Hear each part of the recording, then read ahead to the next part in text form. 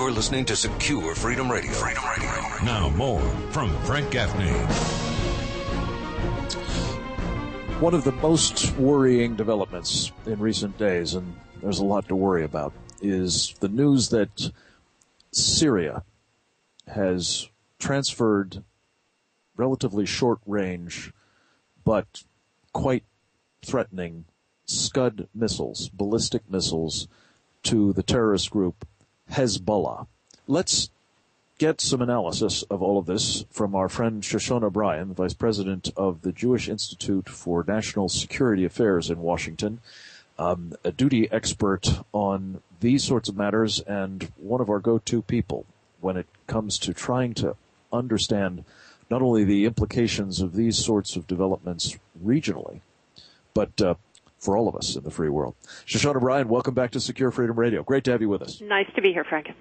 So, what are we to make of the fact that Syria, with or without the connivance of Iran, has transferred fairly formidable missiles to Hezbollah based in Lebanon?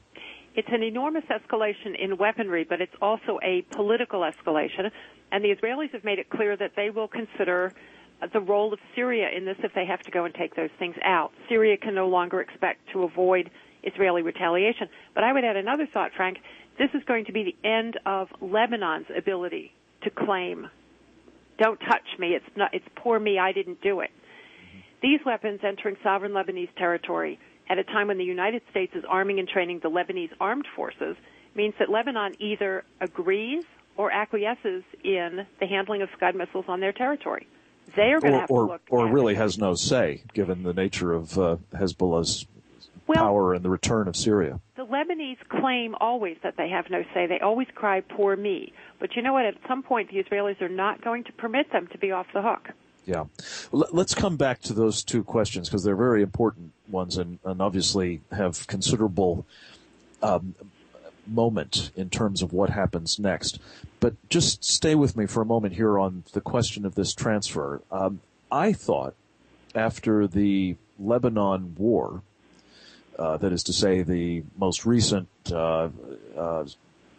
exchange of a considerable amount of firepower between Israel and Hezbollah several years ago, that the UN was supposed to ensure that there was no shipment of these kinds of arms, or for that matter, less dangerous kinds of arms, into the hands of Hezbollah. Has the UN, not surprisingly, but nonetheless, has it abjectly failed at that mission? Yes, but it wasn't their mission. Their mission was to help the Lebanese armed forces ensure that there was nothing coming into Lebanon, but they never had a mandate to close the border. And so what's happened from the very, very first day of UN Resolution 1701 is that no one polices the border. If UNIFIL finds weapons in southern Lebanon, they're supposed to get rid of them. But nobody ever closed the border.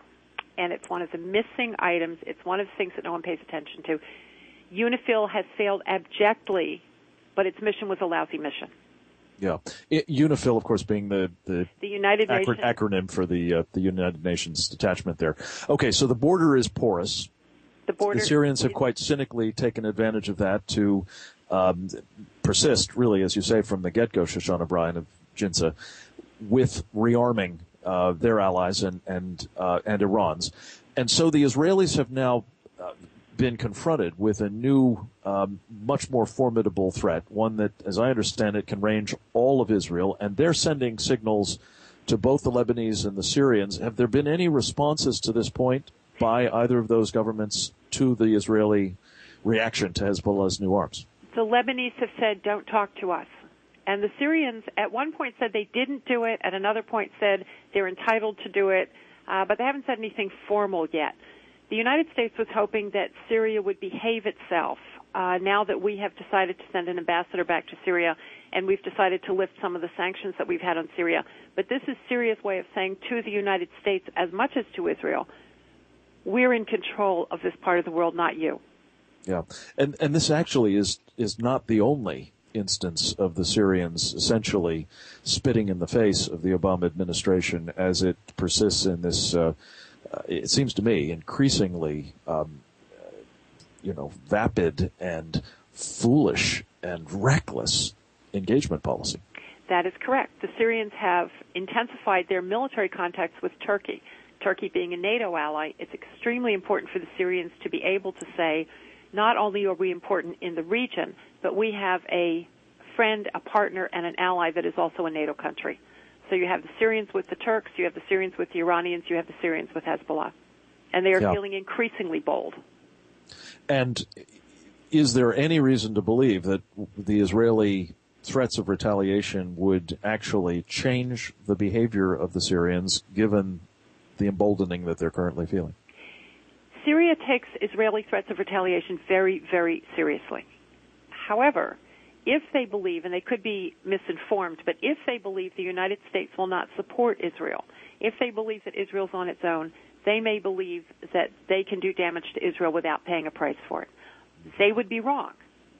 But the failure of the United States to support its friend and ally Israel is understood by the Syrians as a go for it. Yeah, that's what's so worrying about this, Shoshana Bryen of the Jewish Institute for National Security Affairs to me, is that these steps, these emboldening of our enemies, these undermining of our allies, these diminishing of our countries, what I call the Obama doctrine, these sorts of steps actually can have an impact on people's perceptions, and they may be wrong, as you say, about those perceptions, but they may nonetheless conduce to war. Let me ask you something else, Shoshana, and this may or may not be something that you're knowledgeable about, but you're knowledgeable about most things, so I would be very surprised if you haven't given it some thought. When I first heard about Hezbollah getting Scud missiles, I must say it was my reaction was not simply that Israel is in greater danger, that the entire country is at least in principle, susceptible to being attacked with chemical or biological or maybe in due course even nuclear weapons from these sources. But that these sorts of missiles are what we have long been worried about might turn up on a tramp steamer off the coast of the United States and be used to launch a strategic electromagnetic pulse attack against the United States, one that would involve launching and lobbing a nuclear device into space over the United States. Do you think that the relationship between Hezbollah and Iran is such that if Iran, in fact, wanted to do what Mahmoud Ahmadinejad has long said he wants to do, which is not simply to wipe Israel off the map, but to bring about a world without America, that this might actually be an option, using the Hezbollah cutouts as the delivery agents? I'm not sure that would be the path that they would take. Iran has been shipping weapons around the world, some of which have been caught by the United States, some of which have been caught by Israel in their own ships. So there is an Iranian transport of weapons around the world. And yes, I would certainly worry that there could be a shipment of Scud missiles that could cross the Atlantic Ocean that could do damage to the United States. The problem that I see using the mechanism of Syria to Hezbollah and then out to sea, depending on how you feel about it, is there is a quarantine on Lebanon. And you have the German Navy sitting off the coast of Lebanon, and it is attempting to keep bad things from coming in and bad things from going out. Now, if you don't think they're very effective, you could worry about it. I think there are easier ways for Iran to affect Scud missile arrival on the east coast of the United States. Yeah. Well, that could well be, and we'll have to worry about the other ways of doing it as well, and they may involve Hezbollah for that matter, not out of Lebanon. But Shoshana Bryen, as always, thank you for your very thoughtful, steady, level-headed assessment of these things and for sharing them with us here at Secure Freedom Radio. It's a vital set of issues that you grapple with at the Jewish Institute for National Security Affairs, and we're very grateful to you for sharing your insights with us periodically, and we'll look forward to having you back soon.